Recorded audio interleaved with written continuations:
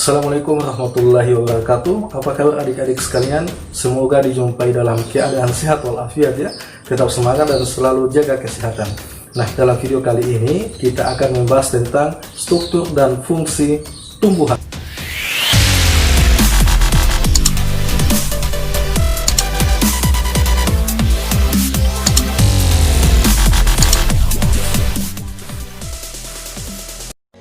Adik-adik sekalian, sama halnya dengan manusia, tumbuhan juga melakukan aktivitas-aktivitas kehidupan. Manusia misalnya, pada saat akan makan, dia akan memasukkannya ke dalam mulut, iya kan? Nah, namun bagaimana halnya dengan tumbuhan? Apakah tumbuhan juga memiliki mulut seperti halnya manusia? Tentu saja tidak. Nah, kita akan lihat, ada organ apa saja pada tumbuhan ini yang menunjang aktivitas-aktivitas kehidupannya. Adik-adik sekalian, secara umum, organ pada tumbuhan dikelompokkan atas dua kelompok utama. Yang pertama adalah kelompok organ vegetatif dan yang kedua adalah organ generatif.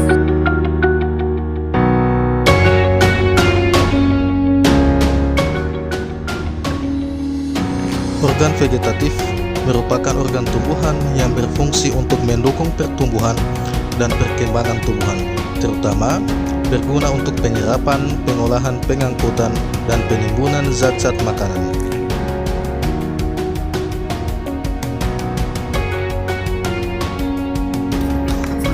Sedangkan organ generatif merupakan organ tumbuhan yang berfungsi dalam proses perkembangbiakan secara generatif atau seksual didahului oleh peristiwa perkawinan.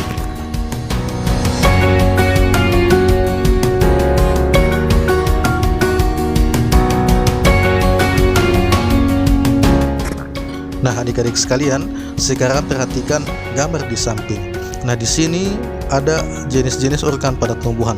Ada bunga, daun, ada buah, ada batang, dan ada akar.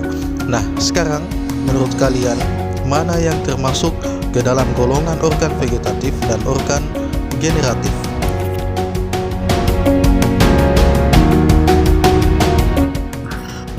Nah, sesuai dengan fungsinya, yang termasuk pada organ generatif yakni adalah akar, batang, dan daun. Sedangkan yang termasuk dalam organ generatif adalah bunga dan biji. Nah, biji sendiri terdapat pada buah.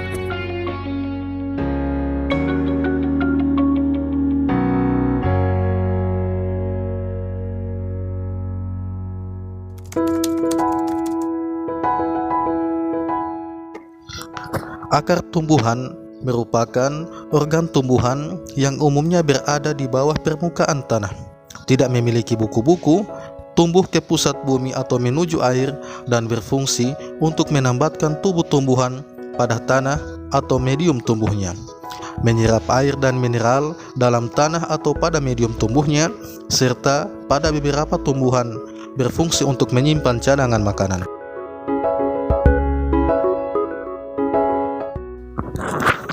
Ada dua jenis sistem perakaran pada tumbuhan, yaitu sistem perakaran serabut.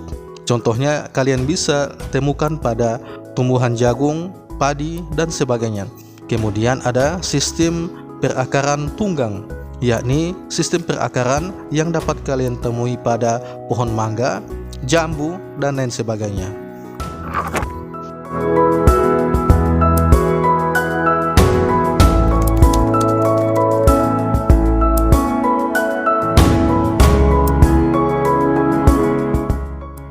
Pada tumbuhan wortel dan lobak memiliki jenis akar tunggang, tapi di sini fungsi akarnya adalah menyimpan cadangan makanan yang akan digunakan oleh tumbuhan selama perbungaan dan pembentukan buah.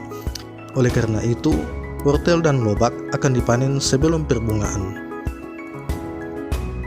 Modifikasi akar selanjutnya dapat kalian temui pada tumbuhan bakau. Nah, di sini tumbuhan bakau menggunakan akarnya untuk bernafas.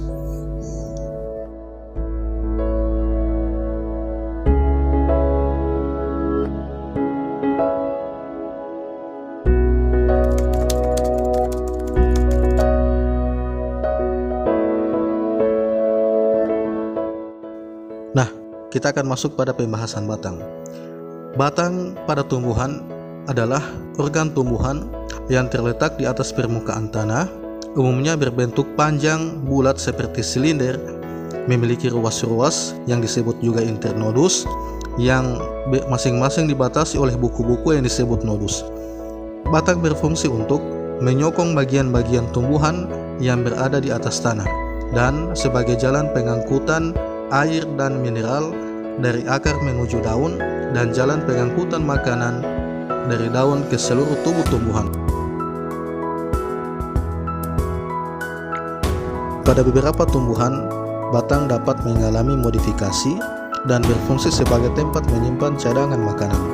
Nah, ini kalian bisa amati pada tumbuhan tebu, kentang, serta pada kunyit.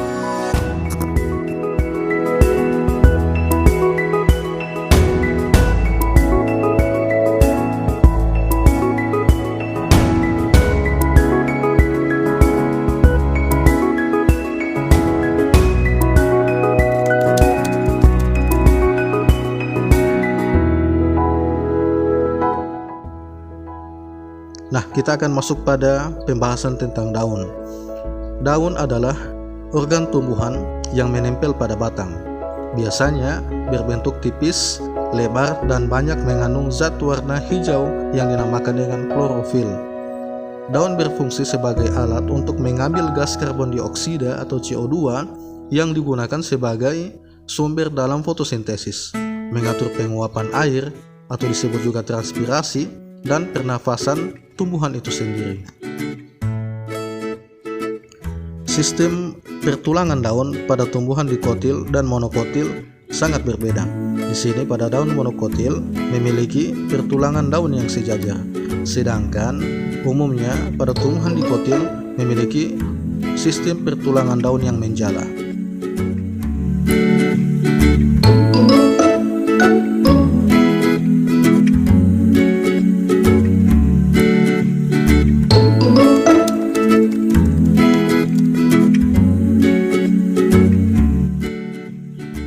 Nah, bunga merupakan organ generatif pada tumbuhan. Bunga terdiri atas tangkai kelopak mahkota dan alat reproduksi yang berupa benang sari yang merupakan alat kelamin jantan dan putik yang merupakan alat kelamin betina. Bunga yang memiliki bagian-bagian tersebut disebut dengan bunga lengkap. Nah, berdasarkan kelamin bunga, bunga yang memiliki benang sari dan putik pada satu bunga disebut dengan bunga sempurna, sedangkan beberapa bunga yang hanya memiliki satu alat kelamin saja, apakah benang sari ataupun putik, itu disebut dengan bunga tidak sempurna.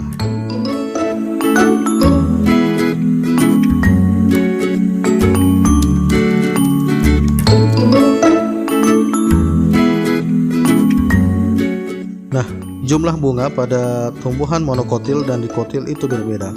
Pada tumbuhan monokotil mempunyai bagian-bagian bunga seperti daun kelopak, daun mahkota, benang sari yang berkelipatan 3. Sedangkan pada tumbuhan dikotil mempunyai bagian-bagian bunga yang berkelipatan 4 atau 5.